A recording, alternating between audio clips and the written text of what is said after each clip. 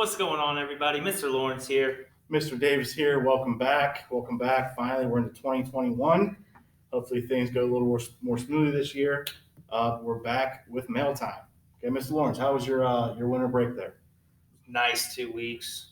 Good. I'm a Buckeyes and Browns fan. We got 2 wins. And you know what? New year, new me. Exactly. Go Buck. New year, new me as well.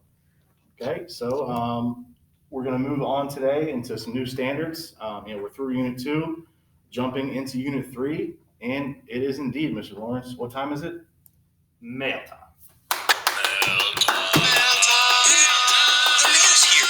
That means we get to see our old friend mailbox. Electric. It's Electric City again. Mail time, baby. Let's go.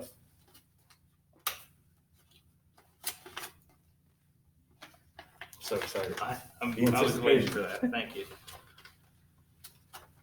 We want to give a special shout out to our producer, Miss Himes.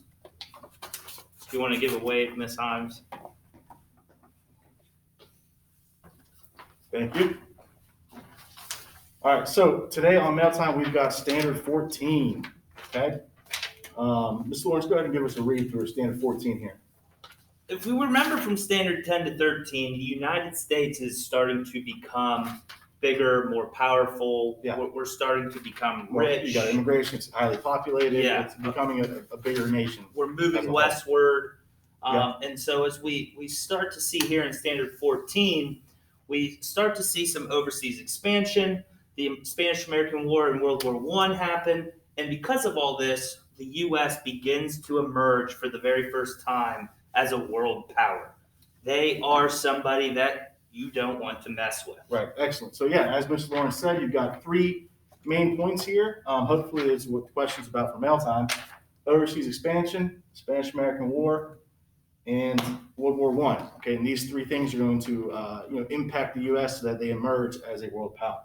Okay, so I believe I'll take the first question from mail time, Mr. Lawrence, and submitted here from our lovely students is Mr. Lawrence, Mr. Davis. How did the overseas expansion contribute to the rise of the U.S. as a world power? So how did expanding overseas allow the U.S. to become more powerful? Well, the most prominent example here is the annexation of Hawaii. Okay, Hawaii is it's now a U.S. state way off the coast of California out in the middle of the Pacific Ocean. Okay, however, in the late 1800s, Hawaii was independent. Okay, the Hawaiian Islands were an independent chain of islands, and they were ruled by Queen Liliuokalani. Okay, so they're their own country. They have their own culture. Thank you, sir. I'll do it again. Queen Liliuokalani. That's really good. Okay, so picture Hawaii kind of being their own nation. However, white Americans arrive in Hawaii to take advantage of the lucrative sugar business. Okay, Hawaii has the climate conducive to producing sugar. A lot of money can be made in sugar during this time. Right. So you've got people move there to create sugar businesses. Okay. So they want to sell their sugar to the U.S. Okay. However, the U.S. places a tariff, which is a tax, on this sugar. So anytime somebody living and working in Hawaii wants to sell sugar to the U.S., there's a tax on it, which cuts into the profit. So to avoid the tax, American sugar planters stage an uprising. Okay. They kind of revolt against the Hawaiian queen and the native Hawaiians who live there. And with the help of the U.S. Marines, they actually overthrow Queen Liliuokalani. Okay? And this move effectively made Hawaii part of the U.S. Okay? It wasn't a state yet. That's still 50, 60 years later on, but it becomes an American territory. And again, so the U.S. took Hawaii, okay, by force with the help of Marines in order to avoid the tax on sugar. Okay? So this is just an example of the U.S. expanding their territorial claims. Mr. Lawrence, you ready for question 2, mail time? Yes, I do have a trivia question to throw at you here. Here we go. It's like last week. Here we go. I'm not ready for this one this time. University of Hawaii. Mm-hmm. What is their mascot? So they're the Rainbow Warriors, or I believe in Hawaiian it's the Rainbow Wahine. Let's go. Wow, extra credit. Extra credit. Question 2, Ms. Lawrence, what do our lovely students write to us? Question number 2 by the students. Mr. Lawrence and Mr. Davis, can you please tell me how the Spanish-American War contributes to the rise of the United States as a world power? Well, of course I can do that for them. Outstanding. And, we see in 1895, the Cubans are doing what they can to fight off Spain. They're trying to gain independence. Colonization is happening across the entire world at this time, and the United States is starting to try to become a part of that. Well, the United States isn't happy about this. We're trying to help Cuba gain that independence from Spain. Yep. And in trying to make Spain look bad, we have what's called yellow journalism in the American newspapers, making the Spanish look horrible, Right. telling them that they're villains, doing all these horrible things to the Cubans. Yep. Excellent point. 3 years later, 1898, the USS Maine explodes, sinks. We're here, USS Maine Yeah. battleship. And that kills 266 Americans. Obviously, outrage ensues, right? So, of course, we blame the Spanish, and we demand Spain to withdraw from Cuba. Right. What do you think Spain does in response? They declare war, don't they? They declare war. That is the Spanish-American War. And long story short, we win. Right. We sink a Spanish ship, we dominate with our navy, and in 1898, the Treaty of Paris is signed. With that treaty, the U.S. acquires Guam and Puerto Rico. Okay. Also, after a little bit of a quarrel with the Philippines, we gain Philippines as well.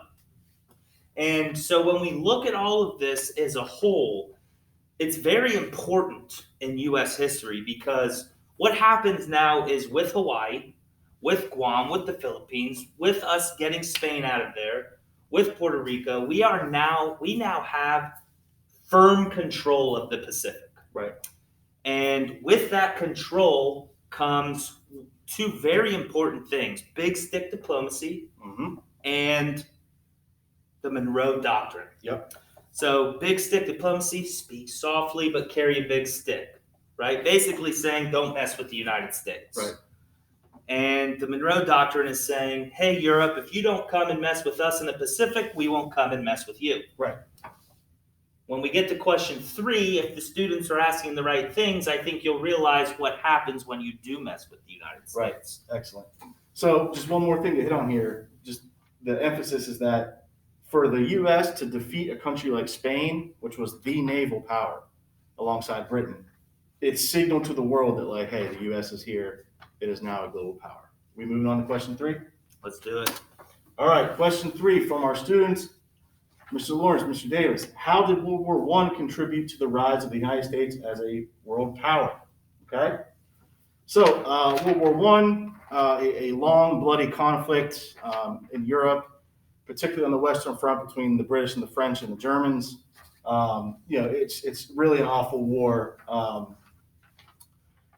And then following the Zimmerman Telegraph, which was the U.S. intercepted a note from the Germans to Mexico that said, "Hey, Mexico, if you attack the U.S., we'll help you. We'll help you win back Texas and New Mexico and Arizona and California." Okay, That's enticing for Mexico. right, absolutely. So this is discovered. The British actually discovered the plot. They tell the U.S. So now, on April 6, 1917, the U.S. declares war on Germany. As Mr. Lawrence said, don't mess with the U.S. now. Okay, so they enter the fight on the side of the Allied powers, which again, Britain, France, also Italy and Russia, but those are different theaters. Just an add-on. I'm not into conspiracies necessarily, but Sure. they make you think twice that the British are the ones that find out about the Zimmerman Right. Telegraph.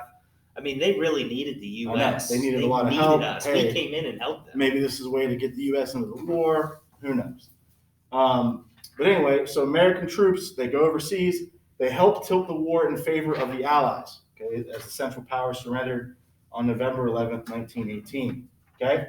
So for American troops to go overseas and to fight alongside traditional powers and to emerge victorious, what this did, again, it was a signal, okay?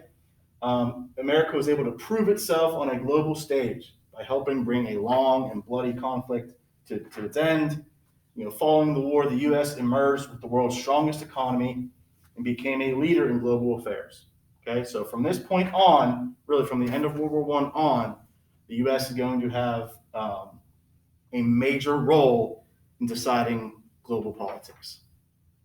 And I thought that was a pretty outstanding session of mail time just now, Mr. Lawrence. I just really enjoy the student questions we're getting, and I hope you realize as we move along in these standards, this story we're telling. Yeah. That's why I love history so much. Chronologically, it tells a very interesting story of Okay. how we became what we are today. Yep. So let's just revisit one more time here our standard. Okay. We hit on all three parts: overseas expansion, Spanish-American War, and World War I. Okay, these are three elements that propelled the U.S. forward to being a world power. And as always, stay tuned for another edition of Mail Time. Through rain, through snow, through heat, through whatever. We'll see you next week. Let's go.